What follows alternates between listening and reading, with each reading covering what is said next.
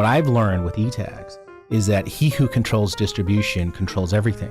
So I now look at businesses in terms of what isn't the piece of technology that's interesting, but how you distribute it. Who's controlling that distribution chain? Who is controlling the bottleneck? And that's where you make all the money.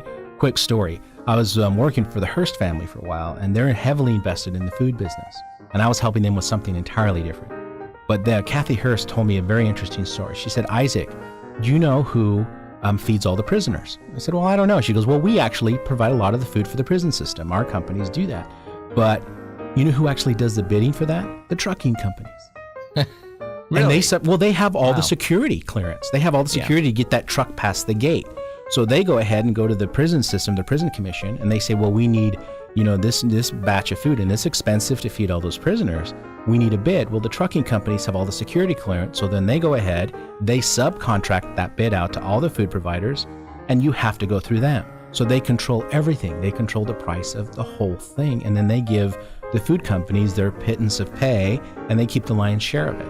So through that one lesson, I learned that I had to control distribution. With e-tags, if you don't pay me my license to put a CD with something, I stop you from putting the CD on it. That in turn will, in some cases, reduce that margin of profit by 24% for some products. And so they have to put it on there. And so I learned that if I had intellectual property, I could have a chokehold, or I could have a point of distribution control. Also, I could control what music, movie, software goes on my discs. I get to say what goes on there. I'm not at the mercy of some other network. I own the network.